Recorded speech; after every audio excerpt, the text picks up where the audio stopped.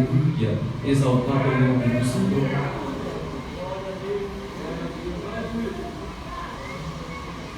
Glorificado é o nome do Senhor. Eu escrevi algumas coisas aqui que eu fui meditando durante esses dias.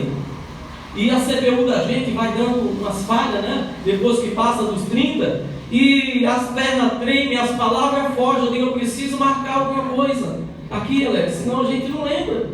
E aqui tem algumas coisas que eu escrevi aqui, eu não sei se vai dar tempo, mas tem algo. Porque Jesus, ele faz uma pergunta para Jesus. Jesus no verso 26, enquanto ele faz uma pergunta, Jesus faz duas para ele. Ele diz: o que farei para herdar a vida eterna? Jesus disse: como? Está escrito na lei. E como tu lês? Quantas pessoas que lerem a Bíblia, Romildo, mas querem interpretá-la da forma que lhe convém. Ele era um doutor da lei, ele não era um qualquer, igual o irmão Júnior, não. Era um doutor da lei, era um homem que tinha conhecimento das Escrituras.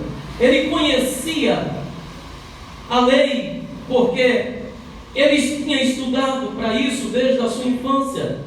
E esta pergunta, Lucas vai dizer que é uma pergunta capciosa. Ele fez aquela pergunta, glória a Deus, que só existia esse tipo de gente que faz pergunta querendo entrar em um embate para mostrar que conhece mais, que sabe mais do que o outro. Só no tempo de Jesus, glória a Deus, que hoje não tem mais, irmão Augusto.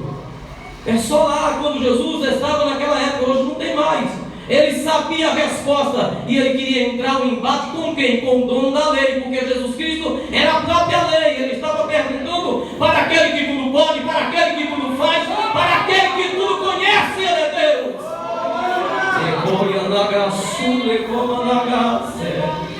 Ele queria entrar em um embate com Deus. Aí o próprio Jesus disse: então peraí, tu me faz uma pergunta e eu te faço duas, responde a minha. Como está escrito e como tu és. Ele querendo se justificar, ele vai decorrendo e vai perguntar a Jesus: quem é o meu próximo? Homem tão louco que era ele, né? Não conhecia de nada.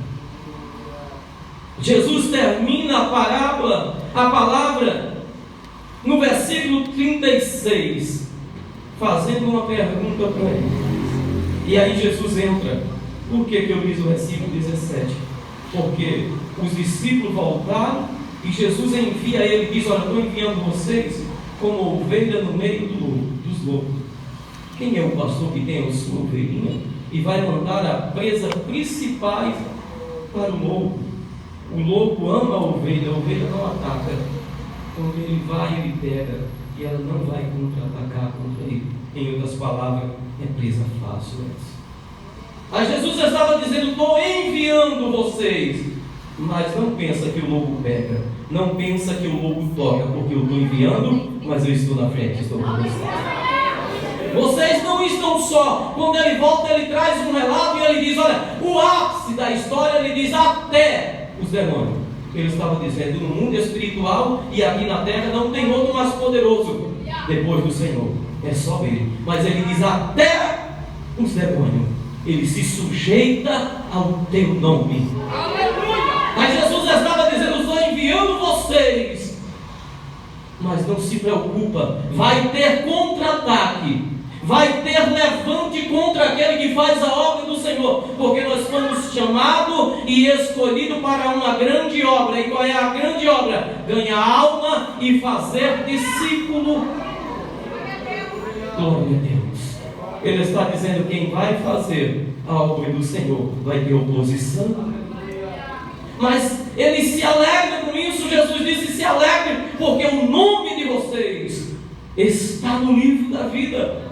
Este homem diz, Jesus escolheu o camponês, Jesus escolheu o pescador, Jesus escolheu o homem que não sabe ler, Jesus escolheu aquele que não sabe escrever. E quem foi que disse que Deus ainda continua preocupado com quem sabe ler, com quem sabe escrever? Ele escolhe quem não é, ele escolhe quem não tem, ele escolhe quem não faz. E ele diz depois que ele escolhe, eu capacito para fazer. Glória a Deus. Aleluia. Aquele homem achou, Roberto, que ele sabia muita coisa, mas ele foi decepcionado com Jesus. Glória a Deus. Aí ele pergunta, Jesus fazendo a pergunta para ele, no versículo 36.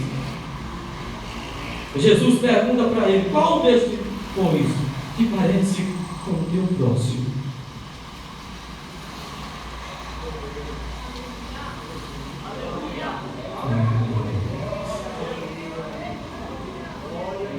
Ele disse: aquele que usou de misericórdia.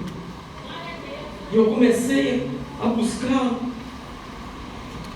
aleluia, algumas coisas dentro desse texto, e Deus ia me dando entendimento ao pouquinho dentro da minha pequenez, mas Deus ia me mostrando algo. Glória a Deus. Qual destes três que parece que foi o próximo? Porque ele disse: veio o levita, ele veio, irmão Norma, ele olhou e passou de largo. Depois vem o levita, ele olha, Erasmo, e ele também passa, vai embora. Depois ele diz que vem um homem, dois estavam indo e um estava vindo. Se estava indo, estava descendo. Jerusalém estava acima, aproximadamente entre 1.000 e 1.200 metros acima de Jericó. Então quem ia, descia, e quem vinha, subia. Então esse homem estava subindo. De repente ele para diante deste homem, e quando ele para diante deste homem, ele se move com a situação. É a única passagem na Bíblia que você encontra alguém meio morto. Eu ainda não encontrei outro. A Bíblia vai dizer que esse homem estava meio morto. Ele estava, uma hora ele estava desmaiado, outra hora ele estava bom. Uma hora ele desmaiava e outra hora ele voltava. E aquele homem olha e ele se comove. Glória a Deus. O próximo na parábola não é quem estava caído, e sim quem estava passando. Dá a entender, porque eu li esse texto, reli, e eu entendia que o próximo era aquele que estava caído. O próximo era aquele que estava passando. E aí Jesus pergunta para ele: qual destes três que parece que foi o próximo? E quantas das vezes, irmão, a gente olha alguém e a gente tem a mesma atitude do levita, a gente tem a mesma atitude do sacerdote, olha, passa e deixa ele lá. E quem foi que disse que ele nos escolheu? Quem foi que disse que ele nos chamou para a gente ver e deixar caído, Alex?